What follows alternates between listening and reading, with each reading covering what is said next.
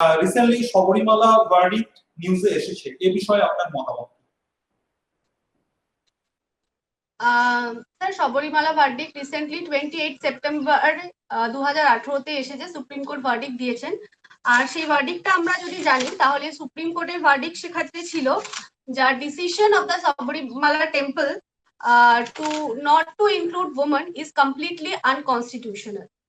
এই ডিসিশনটাকে আমি সম্পূর্ণভাবে সাপোর্ট করি। আর এখানে সুপ্রিম কোর্ট প্রপারলি মেনশন করেছিল যে এই শবরীমালা টেম্পলের অথরিটির এই যে ডিসিশনটা সেটা আর্টিকেলে কনস্টিটিউশনের আর্টিকেল 25(1) কে ভায়োলেট করছে। তো সেই কারণে সুপ্রিম কোর্ট এই তার রায়টা দিয়েছিল যে মহিলাদের শবরীমালা টেম্পলে অ্যালাউ না করাটা এটা সম্পূর্ণ আনকনস্টিটিউশনাল, এবং আমি সুপ্রিম কোর্টের ভার্ডিক্টকে পুরোপুরিভাবে support.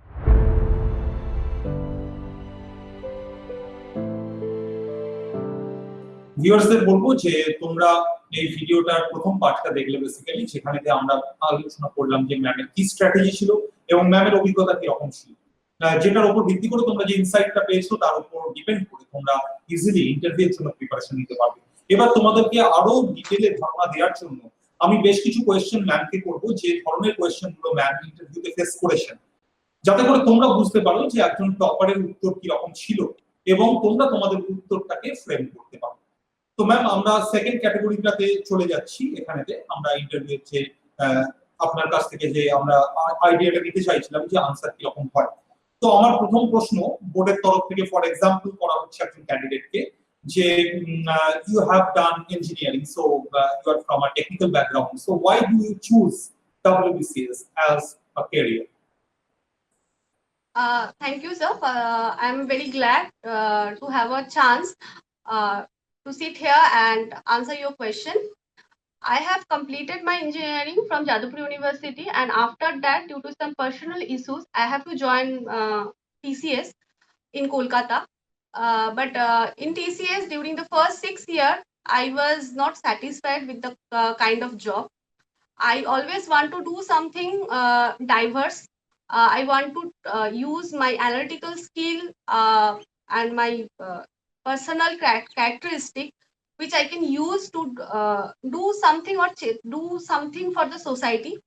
That's why I think that TCS was not a cup of tea for mine, because in TCS I was completely from non-technical background.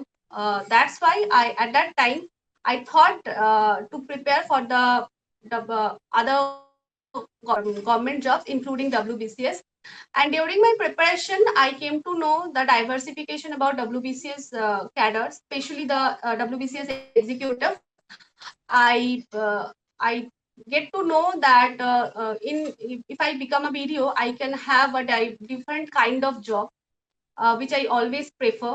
And I can use my analytical skill, and I can use my analytical power, and I have the power to make some decisions.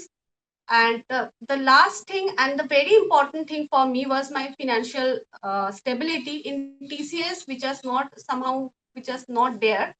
That's why I think that WBCS was a perfect job for me, and at that time I prefer to prepare for WBCS. ভিউয়ার্সদের বলবো যে তোমরা বুঝতে পারলে যে কি রকম ভাবে উত্তর দিতে হবে।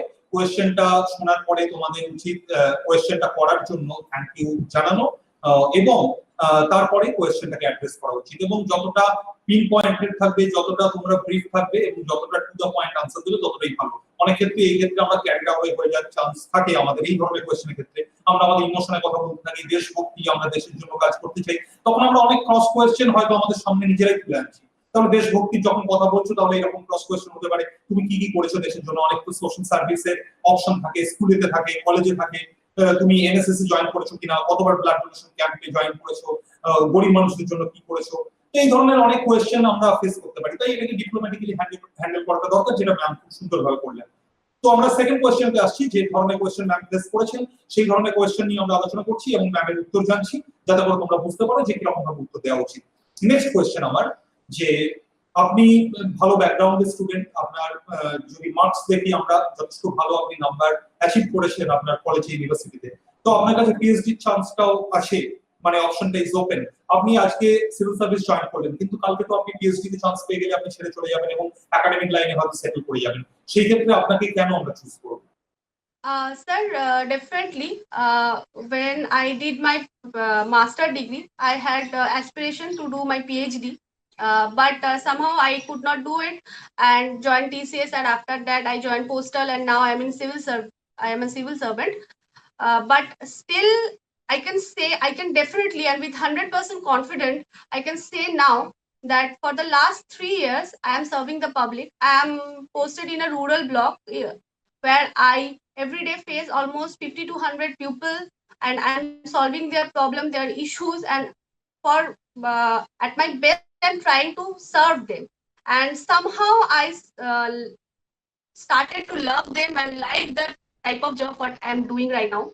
So my definite answer will be, if I get a chance now to complete my PhD, my answer will be no. I'm very much dedicated. I'm completely loving to serve people, especially in blocks. So if I get a chance to complete my PhD, I won't be able to do it. ভিউয়ার্সরা তাহলে বুঝতে পারছো, যখন আমরা দেখছি যে কোনো একজন ক্যান্ডিডেট যার কনসিস্টেন্টলি গুড মার্কস আছে, ভালো একাডেমিক স্কোর আছে, তাকেও কিন্তু চ্যালেঞ্জ ফেস করতে হয়। এরকম নয় যে খুব সহজেই তাকে চুজ করে নেয় বোর্ড। তার কারণ বোর্ডের মধ্যেই ধারণাটা থাকে যে কোনো ব্রাইট স্টুডেন্ট হলে তার কাছে বিদেশে গিয়ে খুব লিউক্রেটিভ জব পেয়ে সেটেল করে যাওয়ার অপশন থাকে, ডাক্তার ইঞ্জিনিয়ার হলে তাদের ফিরে যাওয়ার চান্স থাকে। তাহলে তাদেরকে কেন নেবে? কারণ একজন সিভিল সার্ভেন্টকে যখন রিক্রুট করা হয়, এটা একটা লেন্দি প্রসেস, তোমরা জানো। তারপরে হিউজ ইনভেস্টমেন্ট থাকে গভর্নমেন্টের তরফ থেকে, টাইম এবং মানি, কারণ একটা সেটআপের আন্ডারে ট্রেনিং করা হয়। তারপরে ট্রেনিং দেওয়ার পরে যদি কেউ একজন রিজাইন করে দেয়, তখন কিন্তু সরকারের এটা ক্ষতি। অনেক ক্ষেত্রেই গভর্নমেন্টকে কম্পেনসেটও করতে হয়, কারণ ট্রেনিং এর জন্য গভর্নমেন্ট হিউজ কিন্তু ইনভেস্ট করে। তাই এরকম ধরে নেওয়ার কোনো কারণই নেই যাদের খুব ভালো ব্যাকগ্রাউন্ড আছে, একাডেমিক ব্যাকগ্রাউন্ড, তারা কিন্তু খুব ইজিলি চান্স পেয়ে যাবে। তার কারণ তাদেরকে এই চ্যালেঞ্জগুলো ফেস করতে হবে যে তারা তো অন্য জবেতে সেটেল হয়ে যাবে, তারা কেন এটা করতে চাইছে। তো এটা মাথায় রাখতে হবে এবং তোমাদের উত্তরকে সেরকম ভাবে স্ট্রাকচার করতে হবে। আমরা নেক্সট কোশ্চেনেতে আসছি। ম্যামের সময় যে সমস্ত কারেন্ট ইস্যুগুলো ছিল, বার্নিং টপিকগুলো ছিল, তোমরা অলরেডি সেগুলোর ব্যাপারে শুনেছো। ম্যাম বলেছেন আর্টিকেল 370 কথা যদি বলি বা শবরীমালা কেস, তো আমরা শবরীমালা কেস থেকে একটা কোশ্চেন করবো ম্যামকে, দেখবো ম্যাম কিরকম ভাবে উত্তর দেন। তো আমার next question, recently Sabarimala verdict নিউজে এসেছে, এ বিষয়ে আপনার মতামত?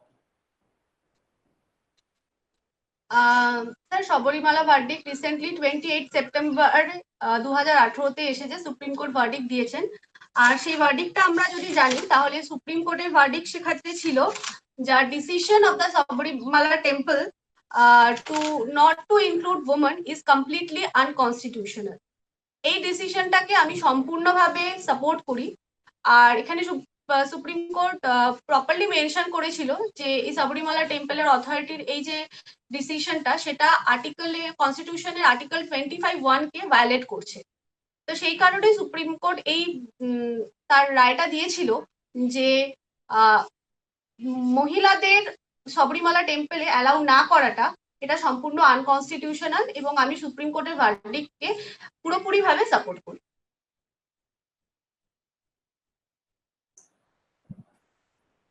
স্টুডেন্টরা নিশ্চয়ই বুঝতে পারলে যে এখানে ব্রিফলি তোমাদের আইডিয়াটাকে জানাতে হবে, তোমাদের মতামতটাকে জানাতে হবে। মতামতটা has to B neutral.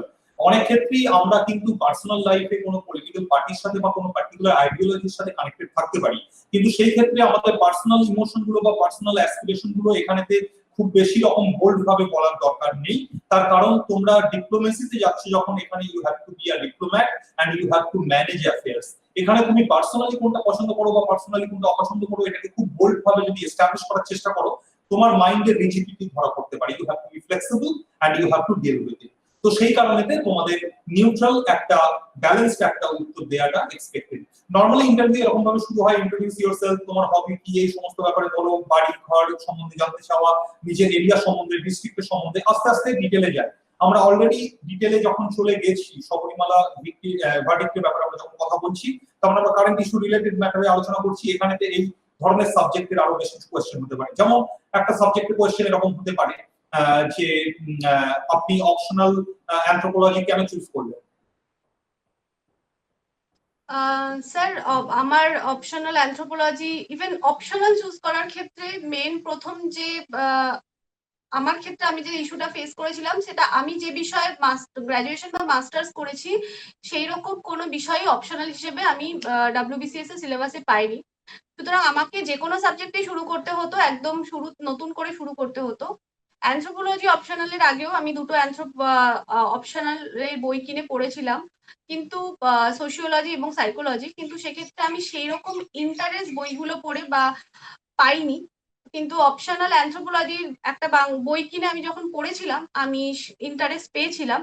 R optional anthropology পড়ে আমার যেটা মনে হয়েছিল, আমি নিজে বায়োলজি খুব ফেভারিট আমার সাবজেক্ট ছিল একসময়, তো আমি এক্ষেত্রে অ্যানথ্রোপোলজির ক্ষেত্রে আমার বায়োলজির যে অলরেডি ভালো একটা নলেজ আছে ক্লাস 12-এ বা আমার গ্র্যাজুয়েশনের ক্ষেত্রে বা মাস্টার্সের ক্ষেত্রে, সেই বায়োলজি নলেজটাকে আমি ইনকর্পোরেট করতে পারবো। অথবা অ্যানথ্রোপোলজির যে সিলেবাসটা সেটা খুবই একটা কম্প্যাক্ট সিলেবাস। সেই সিলেবাসটাতে আমার মনে হয়েছিল যে আমার কাছে যথেষ্ট স্কোপ আছে যে আমি আমার অ্যানালিসিস, আমার যে ইনোভেটিভ আইডিয়াস বা আমার যে ক্রিয়েটিভিটি, সেটা আমি আমার রাইটিং স্কিলে অ্যানথ্রোপোলজি সাবজেক্টটার মধ্যে দিয়ে ফুটিয়ে তুলতে পারবো এবং একটা ভালো আনসার শিট আমার তরফ থেকে আমি এক্সামিনারকে দিতে পারবো। সেই কারণেই আমার অ্যানথ্রোপোলজি চুজ করা। ভিউয়ার্সদের বলবো যে যখন এই ধরনের কোয়েশ্চেন করা হচ্ছে বেসিক্যালি তোমার মানে লজিকটা জানতে চাওয়া হচ্ছে যে এটা যেহেতু একটা ডিসিশন মেকিং, যখন অপশনাল তোমরা চুজ করছো তোমরা বেসিক্যালি একটা ডিসিশন নিচ্ছ।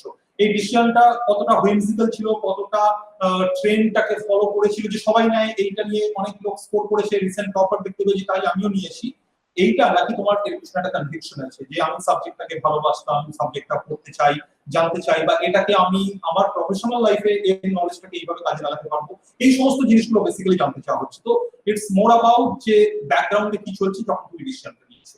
তাই এখানে খুব ব্রিফলি তোমাকে জানাতে হবে যে ডিসিশনটা কেন নিয়েছো, কতটা তুমি শিওর, কতটা কনভিকশন আছে তোমার এই ডিসিশনটার পিছনে, কতটা লজিক আছে, এটা জানতে চাওয়া হচ্ছে।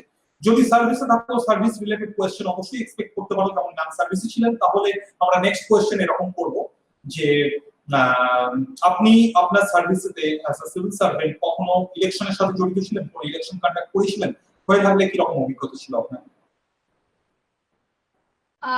হ্যাঁ স্যার, ইলেকশনের সাথে ডাইরেক্টলি তো জড়িত ছিলাম না, কিন্তু আমি ইলেকশনের খুব কমই কাজ করেছি, টুকটাক কাজই করেছি। যেমন প্রতি বছর যেটা হয় কন্টিনিউয়াস আপডেশন বা এসআরিআর যে কাজগুলো হয়, যে ফর্ম জমা দেওয়া, নতুন নাম তোলা, নামের মানে কারেকশন কোনো থাকলে সেটাকে কারেক্ট করা, অথবা কারোর নাম বাদ দেওয়া, এই ধরনের টুকটাক কাজ করেছি, কিন্তু সেইভাবে আমি ইলেকশনের সাথে কোনোদিন যুক্ত ছিলাম না। সেই কারণে ইলেকশনের ব্যাপারে সেই লেভেলের নলেজটা আমার নেই। তো আমরা নেক্সট কোশ্চেনে আসবো। যদি আমরা সার্ভিস রিলেটেড কোশ্চেন বলি বা ফিউচারে কি রকম ভাবে কাজ করবে ক্যান্ডিডেট, এটা জানতে চাওয়া হচ্ছে। একই সাথে তার প্রেজেন্স অফ মাইন্ড, তার কতটা ডিপার্টমেন্টাল নলেজ আছে, কতটা ইনস্ট্যান্ট কোশ্চেনটাকে ফেস করতে পারে, এগুলো জানতে চাওয়ার জন্য এরকম কোশ্চেন হতে পারে যে কোনো হাইপোথেটিক্যাল কোশ্চেন। ধরুন আপনি কোনো একটা অঞ্চলের ভিডিও, কোয়েশ্চেনটা এরকম যে আপনি ধরুন কোনো একটা অঞ্চলের ভিডিও, সেই অঞ্চলেতে অনেক স্কিম আছে, গভর্নমেন্ট স্কিম আছে যেগুলো ইমপ্লিমেন্ট করানোর দায়িত্ব আপনার। তো আপনি কি রকম ভাবে, আপনার কি কোনো ক্রিয়েটিভ আইডিয়া আছে যার মাধ্যমে আপনি গভর্নমেন্ট স্কিম গুলোকে সমস্ত মানুষের কাছে মানে খুব সুন্দরভাবে পৌঁছে দিতে পারবেন এবং মানুষজনকে বারবার করে অফিসেতে এসে সরকারি বিভিন্ন ডিপার্টমেন্টে ঘোরাঘুরি করে হ্যারাস হতে হবে না? ধন্যবাদ স্যার। এই বিষয় নিয়ে আমি নিজস্ব পার্সোনাল কিছু কথা ডেফিনেটলি বলতে পারবো, কারণ আমি অলরেডি একটা ব্লকে পোস্টেড আছি, মথুরাপুর 1 ব্লকে। আর সেখানে এই সময় যেটা খুব বড় লেভেলের একটা কাজ চলছে সেটা হচ্ছে রেশন কার্ডের কাজ চলছে।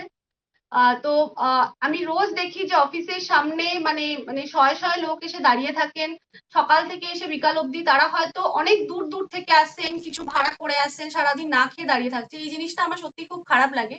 আমি যদি কোনোদিন নিজে সুযোগ পাই ভিডিও হয়ে এই দায়িত্বটা যদি আমার ঘাড়ে আসে, তবে আমি প্রথমেই চেষ্টা করব যে এই জিনিসটাকে কতটা চ্যানেলাইজ ওয়েতে মানুষের কাছে পৌঁছে দেওয়া।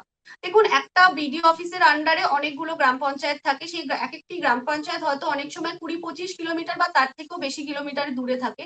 সেখান থেকে একটা মানুষ, হয়তো সে খুবই দরিদ্র, সে সকালবেলা না খেয়ে বা কিছু একটা খুব পান্তা ভাত খেয়ে চলে আসছে, তাকে সারাদিন দাঁড়িয়ে থাকতে হচ্ছে। একদিন সে ফর্ম তুলতে আসছে, একদিন সে ফর্ম জমা দিতে আসছে, হয়তো কোনো একটা ডকুমেন্ট সে আনলো না, তার পক্ষে সেদিন আর সেই জিনিসটা বাড়িতে আনতে যাওয়া, নিয়ে আবার ফিরে আসাটা সম্ভব হয় না। তো স্যার এই ক্ষেত্রে আমি যেটা আমার তরফ থেকে আমার যেটা ইনিশিয়েটিভ থাকবে, আমি চেষ্টা করবো যে এই জিনিসটা যেন খুব সহজে মানুষের কাছে পৌঁছে দেওয়া যায়। যদি সম্ভব হয়, কোনোভাবে সম্ভব হয়, তাহলে অনলাইনে যদি এই রেশন কার্ডের যে ফর্মটা কারেকশন অথবা নতুন নাম তোলার ক্ষেত্রে অনলাইনে ফর্মের যদি ব্যবস্থা করা যায়, কারণ আজকাল গ্রামের দিকে হলেও সাইবার ক্যাফে মোটামুটি সব জায়গাতেই অ্যাভেলেবেল, বা স্মার্টফোনও অনেক মানুষ রাখে, একটা সেই ফর্মটা তারা অনলাইন প্রিন্ট আউট করে নিতে পারবে। ফলে ওই অনলাইন ব্যবস্থাটাকে কাজে লাগিয়ে আমি মানুষের কিছুটা হেল্প করতে চাইবো।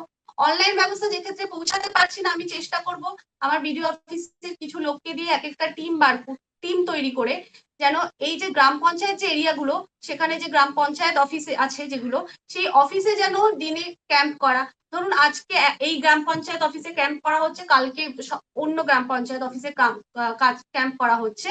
তো এই ক্যাম্পের মাধ্যমে আমি যাতে ওই লোকটাকে, যে মানুষটা হয়তো সকালে 25 কিলোমিটার পথ পার হয়ে অফিসে বিডিও অফিসে আসছে, সে যেন বাড়ির কাছেই সেই সুবিধাটা পায়।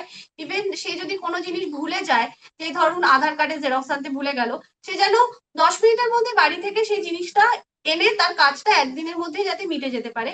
তাই আমি চেষ্টা করব যে এই যে স্কিমস এর যে সুবিধা বা এই সমস্ত যে ব্যাপারগুলো, সেগুলো জিপি লেভেলে করা, যাতে মানুষ খুব সহজেই এই সুবিধাটা পায়। ভিউয়ার্সদের বলবো, এই ক্ষেত্রে তোমরা দেখলে যে ম্যাম কত সুন্দরভাবে কোয়েশ্চেনটাকে ট্যাকল করলেন এবং নিজের ক্রিয়েটিভিটি জানানোর পাশাপাশি খুব বিনয়ের সাথে বলা যেতে পারে যে আমি যদি স্কোপ পাই তাহলে আমি এই কাজগুলো করতে চাইবো, এই ধরনের উত্তর দিলেন।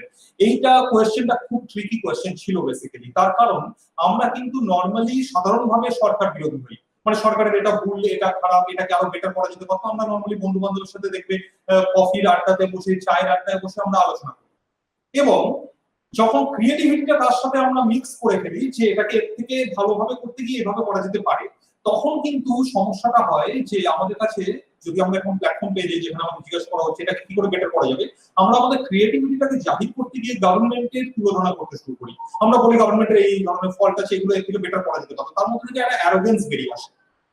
আমাদেরকে কিন্তু এই ধরনের কোয়েশ্চেন গুলো খুব সুন্দরভাবে হ্যান্ডেল করতে হবে। এখানে এটা দেখানো চলবে না যে আমি বেস্ট, আমি যা জানি এটাই কারেক্ট, গভর্নমেন্ট এতদিন পর্যন্ত সব ভুল করছে, গভর্নমেন্টের কোনো কাজ করার অভিজ্ঞতাই নেই, আমার যদিও অভিজ্ঞতা নেই তবুও আমি এদের থেকে বেটার করতে পারবো, এরকম নয়। কারণ যারা আজকে অ্যাডমিনিস্ট্রেশনে আছেন প্রত্যেকে যথেষ্ট শিক্ষিত এবং খুব ডিজার্ভিং ক্যান্ডিডেট, তাদের যোগ্যতা আছে বলে তারা ওই পোস্টে আছেন এবং তারা প্রবলেমটাকে ফেস করে যতটা করতে পারছেন তারা চেষ্টা করে যাচ্ছেন। আমাদের কাজ ভ্যালু অ্যাড করা হবে, এরকম নয় যে পুরো সিস্টেমটাতে যা ছিল সব তো বাজে এবং একটা ডিক্টেটরশিপ দেখিয়ে যে এর থেকে ভালো আমার কাছে প্ল্যান আছে আমি সেটা ইমপ্লিমেন্ট করবো। কারণ এই ধরনের যদি আমরা উত্তর দিয়ে দিই অনেক ক্রস কোয়েশ্চেন আমরা ফেস করবো, ইনফ্যাক্ট আমাদের ইন্টারভিউ বোর্ডের কাছে ইমপ্রেশনটাও খুব অ্যারোগেন্ট মানুষ হিসাবে খারাপ হয়ে যেতে পারে। তো এগুলো খেয়াল রাখবো। আমরা এখন শেষের দিকে চলে আসবো। নরমালি লাস্টের কোয়েশ্চেনটা একটু ওপেন এন্ডেড এবং লাইট কোয়েশ্চেন হয়, বোর্ডের কাছ থেকে তোমরা এরকম কোয়েশ্চেন এক্সপেক্ট করতে পারো। যে আমার লাস্ট কোয়েশ্চেন হবে যে tell me your biggest strength and weakness. Thank you, sir. I think my biggest strengths are not a single one. I have a mixture of strengths. First of all, I am a very curious person. I always have curiosity in everything. So that's why I try to not only satisfied with the overview of things, but try to get deeper on everything. So I think this skill will be helpful in my future endeavors. Second of all, quick learner. Even if you saw that I took a completely new subject, anthropology, and almost ready for the optional in a year. So I learn things very easily, which is a very important characteristic, I think, for me, because if I get the chance to become a BDO, then I will use this characteristic, because I have to face different situations, different things, different schemes about their details, and if I won't be able to learn those things quickly, then that will be a negative thing for me. The third one is, I think I have a very good analytical skill. So I don't directly accept things, but I try to use my brain. I use my own analytical skill and improvise those things in my way. Fourth of all, I think I'm a very hardworking. I instead of having a busy work schedule, I almost try to give 2 to 3 hours every day, even for the preparation of WBCS becoming a WBCS executive. So good learning, good hard working characteristic is very much important, I think, for everyone, and I am fortunate enough to have that characteristic in me.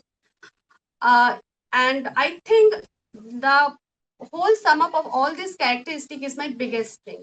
But beside this, I also have some weaknesses, though those are very silly, but I think those are also very important, even because those was very terribly affecting my whole preparation. First of all, I am not a very time management person.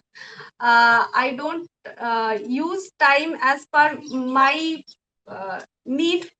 I almost sleep at 3 o'clock and 4 o'clock in the morning, and then I have to wake up in 9 o'clock in the morning again and ready for my job. So that I am actually I'm trying to that thing, time management, and I think I will be able to improve my time management skills. Second of all, I am a very mobile surfing person. I most of the time I almost in each day 1 to 2 hours I spend on mobile. That is a very bad thing, I know, but still I can't help it. So that is a very important thing. I think that I should correct that one.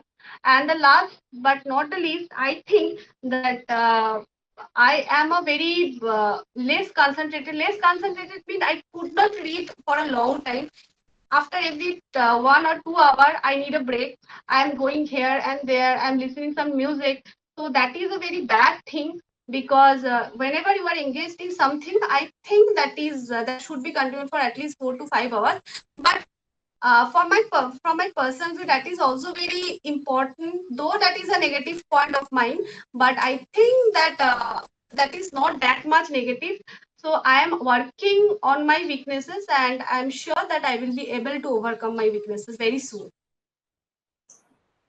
ভিউয়ার্সরা নিশ্চয়ই খেয়াল করলে যে ma'am কত সুন্দরভাবে এই কোশ্চেনটাকে handle করলেন। এই ধরনের কোশ্চেন যখন করা হয় তখন বেসিক্যালি জানতে চাওয়া হয় যে তুমি নিজের ব্যাপারে কতটা অ্যাওয়্যার, এবং একই সাথে তোমার পার্সোনালিটি বিভিন্ন দিক জানার পাশাপাশি তোমার অ্যাটিটিউডও জানতে পারা যায়।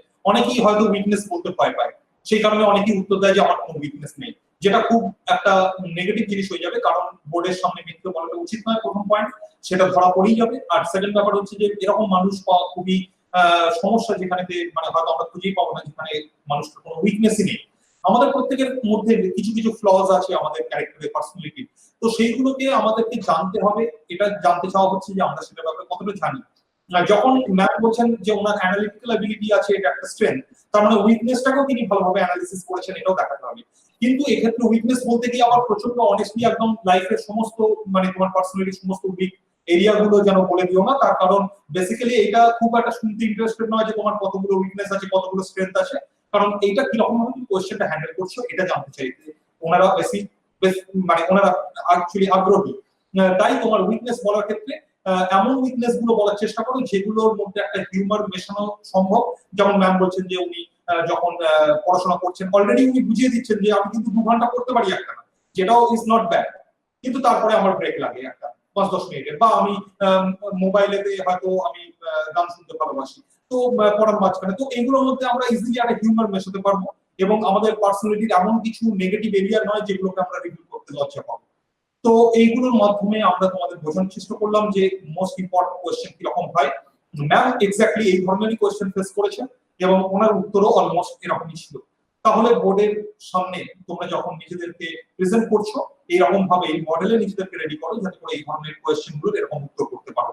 আমরা একদম আলোচনার শেষের দিকে এসে গেছি। সবার শেষে আমরা ম্যামকে লাস্ট যে কোয়েশ্চেনটা করব সেটা হচ্ছে যে ম্যাম একটা সমস্যা হয় স্টুডেন্টদের যখন তারা ইন্টারভিউ প্রিপারেশন দিচ্ছে, অনেক টাইম পাচ্ছে, 1-1.5 মাস নিচ্ছে, খুব ভালো কথা, কিন্তু ইন্টারভিউ সকালে তারা কিন্তু একটা প্রবলেম ফেস করে, নার্ভাস ব্রেকডাউন হওয়ার চান্স থাকে, কারণ প্রচন্ড টেনশন, রাতে ঘুমাতে পারে না। পরের দিন সকাল থেকে কি পড়বে, হিউজ পড়াশোনার জায়গা আছে। নিউজ পেপার পড়বে, নিউজ পেপারে হেডলাইন জিজ্ঞাসা করতে পারে, আবার নাকি যেগুলো পড়েছে জিকে রিভাইজ করবে, নাকি লাস্ট 2-3 মাসে কারেন্ট অ্যাফেয়ার্স পড়বে, নাকি সকালবেলা ঘুম থেকে উঠে তারা আয়নার সামনে বারবার করে নিজেকে ইন্ট্রোডিউস করে বলে দেখবে যে কতটা ভালো প্রেজেন্টেশন হচ্ছে। তো এই সকাল থেকে ইন্টারভিউ এর আপনার টাইম পর্যন্ত যে প্রিপারেশনের টাইমটা আপনি পাচ্ছেন ইন্টারভিউ এর দিনে, সেইটাকে আপনি কি রকম ভাবে কাজে লাগিয়েছেন এবং আপনার সাজেশন কি? ধন্যবাদ এই প্রশ্নটার জন্য। এটা একটা ভীষণ ইম্পর্টেন্ট প্রশ্ন, আর এটা আমার মনে হয় যে মানে মোস্ট ইম্পর্টেন্ট ডে মানে সবার জীবনে। তো সেক্ষেত্রে ফার্স্ট অফ অল ওই সকাল থেকে আপনার যে মানে অ্যাক্টিভিটিস গুলো সেগুলো কিন্তু আলটিমেটলি ওই ইন্টারভিউর সময় আপনাকে স্ট্রেংথ আর উইক বানায়, আপনার স্ট্রেংথ হয় অথবা আপনাকে উইক বানায়। প্রথমত হচ্ছে সেদিন তো কিচ্ছু করা উচিত না। ম্যাক্সিমাম আপনি হয়তো পেপারের হেডলাইন গুলো দেখে নিতে পারেন, কারণ ওই রিলেটেড আপনার কাছে প্রশ্ন থাকতে পারে। সেটা আধ ঘন্টা মানে হেডলাইন মানে আমি পুরো পেপার পড়তে বসছি না, জাস্ট কি কি প্রথম পাতায় কি কি আছে সেই জিনিসটা জেনে নেওয়া। আর তারপরে হচ্ছে আপনি যখন ইন্টারভিউ দিতে যাবেন আপনার ড্রেস কোড নিয়ে একটু কনসিয়াস থাকা উচিত। কনসিয়াস ইন দ্য সেন্স এই কারণে ফর্মাল হওয়া উচিত। মেয়েদের ক্ষেত্রে শাড়ি পরুন, সালভার পরুন, আপনার যেটা ইচ্ছা পরুন, কিন্তু যেন সেটা ফর্মাল হয়। ডেফিনেট কালার পরুন, কারণ আমার এক বন্ধুকে একবার প্রশ্ন করা হয়েছিল তুমি কি কালারের শাড়ি পরে আছো। তো অনেক সময় আমরা এমন কালারের শাড়ি পরি যে সেটা হয়তো অ্যাকচুয়ালি কি কালার আমি সেটাই জানি না। তো ডেফিনেট একটা কালার, যে কালারটার নাম তুমি জানো সেরকম কালারের একটা শাড়ি অথবা সালোয়ার পরো। যখন গিয়ে যেমন আমার ক্ষেত্রে আমি 12টা থেকে 4:30 অব্দি বসেছিলাম, এই সময় যদি আমি ভীষণ টেন্সড হয়ে বসে থাকতাম তাহলে কিন্তু আমি আলটিমেটলি ইন্টারভিউ রুমে গিয়ে সত্যিই নার্ভাস হয়ে যেতাম। কিন্তু ওই সময়টা আমরা সকালের যারা ছিল ক্যান্ডিডেট বা ওই সময় 5 জন যারা ছিলাম সেকেন্ড হাফে, আমরা কিন্তু খুব এদিক ওদিককার টপিক নিয়ে আলোচনা করেছি। মানে আমরা জানতাম আমাদের একজনকে অপরজনকে ইজ করতে হবে।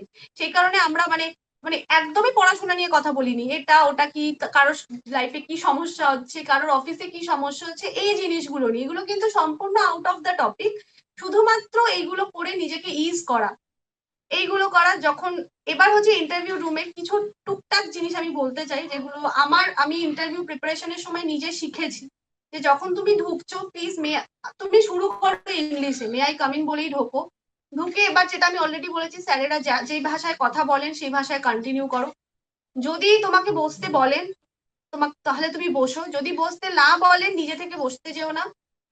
যদি দেখো যে কয়েক সেকেন্ড পরেও তোমাকে বসতে বলা হচ্ছে না তাহলে ওনাদের পারমিশন নিয়ে বসো। তারপরে হচ্ছে যদি দেখো যে ইন্টারভিউ প্যানেলে শুধু স্যারেরা আছে তাহলে তাদের সম্বোধন করো। যদি স্যারেরা এবং ম্যাম উভয়ই থাকেন তাহলে যখন সম্বোধন করবে ম্যামকে প্রথমে সম্বোধন করো, স্যারেদের পরে সম্বোধন করো। তারপরে হচ্ছে তোমার মানে এটা হচ্ছে নার্ভাসনেসের চরম পর্যায়ে, যখন মানে আমরা নার্ভাস হয়ে যাই অটোমেটিক্যালি আমাদের হাত পা কাঁপতে থাকে আর সেগুলো আমাদের সম্পূর্ণ মানে কন্ট্রোলের বাইরে থাকে। তো এই জিনিসটা আমি বলবো একটু প্র্যাকটিস করে যাওয়া, কারণ অনেকে সব থাকে হাত এরকম এরকম করা, পা নাড়া।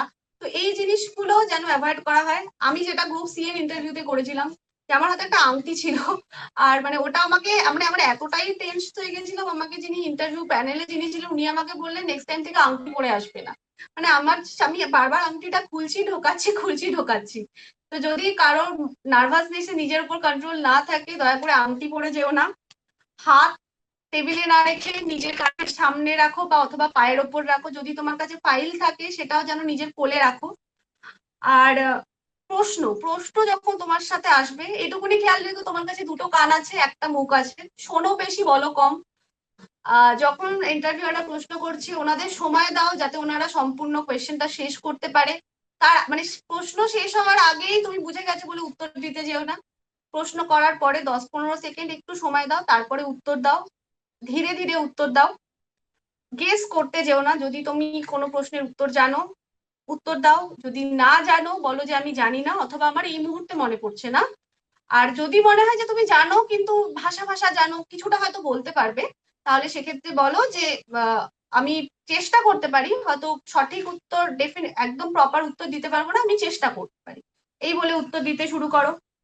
আর যেটা আমি বলবো যে যদি তোমার নলেজ থাকে তাহলে চেষ্টা করো। আর আরেকটা যেটা হচ্ছে যে যে প্রশ্নই থাকুক অনেক সময় আমাদের ফাঁদে ফেলার জন্য প্রশ্ন করা হয়, কিছু পলিটিক্যাল কোয়েশ্চেন করা হয় যেখানে তোমার ভিউজ জিজ্ঞেস করা হয়। চেষ্টা করো, যেটা অলরেডি রুদ্র স্যার বললেন যে তুমি যে কোনো পলিটিক্যাল পার্টিকে বা যে কোনো পলিটিক্যাল আইডিওলজিকে সাপোর্ট করতে পারো, বাট দয়া করে নিজের আনসারের মধ্যে সেটা দেখাতে যেও না। সেটা যতখানি সম্ভব নিউট্রাল হয়ে উত্তর দাও। আর এক্ষুনি রুদ্র স্যার আমাকে কোয়েশ্চেন আনসার সেশনে যে প্রশ্নগুলো করলেন তার মধ্যে কিন্তু 90% আমাকে অ্যাকচুয়ালি কোয়েশ্চেন করা হয়েছিল। আমি কিন্তু এইরকম ভাবেই কেঁপে কেঁপে কিছুটা ভুলভাল ইংলিশে আমি চেষ্টা করেছি উত্তর দেবার। আর যদি আমারটা পুরো বাংলায় হয়েছিল, আজকে আমাকে রুদ্র বাবু যে ভাষায় প্রশ্ন করেছেন আমি সেই ভাষায় উত্তর দেওয়ার চেষ্টা করেছি। সেইভাবেই তোমরা দাও, কিছু কিছু উত্তর তৈরি করে যাও, যেমন ওই স্ট্রেংথ বা উইকনেস এর ক্ষেত্রে এমন কিছু উইকনেস বলো যেটাকে তুমি কারেক্ট করতে পারবে, আর এমন কিছু স্ট্রেংথ বলো যেটা তোমার ভিডিওশিপে বা ডিএসপিসিপে কাজে লাগবে। সবরীমালার কোয়েশ্চেন যেটা ছিল সেটা ট্রাই করবে সবসময় অ্যাপেক্স কোড বা ল অনুযায়ী যে রায়গুলো বেরিয়েছে সেটাকেই তুমি সাপোর্ট করার। যদি মনে হয় যে না করবে না, সম্পূর্ণ অন্য উত্তর দেবে, তাহলে সেক্ষেত্রে অবশ্যই মানে সবরীমালার কেসের ক্ষেত্রে 4:1 ইন্দু মালহোত্রা ছিলেন অপোজিশন, তো ইন্দু মালহোত্রার লজিক গুলো যেন অবশ্যই তুমি জেনে যাও। এই ধরনের কিছু কিছু প্রশ্ন। আর সবচেয়ে বড় যেটা ইম্পর্টেন্ট ইন্টারভিউর দিনে আমি সকলকে বলবো, উইদাউট এক্সপেকটেশন যাও, তোমার কিচ্ছু হারানোর নেই কিন্তু পাওয়ার অনেক কিছু আছে। কনফিডেন্ট থাকো, বি ইউ, তুমি যেটা সেটা বলো, কারণ ওনাদের কিন্তু তুমি ব্লাফ করতে পারবে না। তুমি হয়তো একটা ভুল বলবে, ওনারা কিন্তু সঙ্গে সঙ্গে সেটা ধরে তোমাকে আরো ভুলের দিকে তোমাকে নিয়ে যাবে। সুতরাং একদম অনেস্ট থাকো, অনেস্ট উত্তর দাও, অনেস্ট উত্তর দিলে দেখবে তুমি নিজেই কনফিডেন্স নিজেই পেয়ে যাবে। আর একটা ছোট্ট প্রশ্ন লাস্ট বলছি রুদ্রবাবু, আমি একটু বেশি সময় নিচ্ছি, যেটা হচ্ছে যে আমাকে ইলেকশনের ব্যাপারে রুদ্রবাবু একটা কোয়েশ্চেন করলেন, আমি কিন্তু সেম কোয়েশ্চেন আমাকে করা হয়েছিল, আমি কিন্তু কোয়েশ্চেনটা স্কিপ করে গেছিলাম। এই জিনিসগুলো একটু খেয়াল রেখো। আমি কিন্তু যবে থেকে ল্যান্ডে জয়েন করেছি তবে থেকে ইলেকশন করে যাচ্ছি। আমার সিনিয়ররাও বলেছিল যে ইলেকশনের দিকে তুমি ইন্টারভিউ প্যানেলকে নিয়ে যাওয়ার চেষ্টা করো, তাতে তুমি হেল্প পাবে, তুমি জানো অনেকটা। আমি লোকসভা ইলেকশন করেছি, আমি 2-3 বছর ধরে কন্টিনিউয়াসলি ইলেকশন করে যাচ্ছি। লোকসভা ইলেকশন আমি খুব ডেডিকেটেডলি এঙ্গেজড ছিলাম, কিন্তু আমি ওই কোয়েশ্চেনটা ওই মুহূর্তে স্কিপ করে গেছি, শুধু এইটুকুনি বলে যে আমার তেমন কিছু আইডিয়া নেই, খুব ছোটখাটো কাজ করেছি।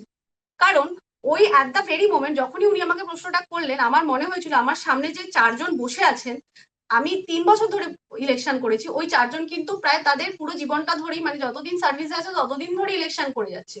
তো আমার থেকে ওনাদের নলেজ অনেক বেশি, ওনারা যখন তখন আমাকে যে কোনো কোয়েশ্চেনে ফাঁসাতে পারে।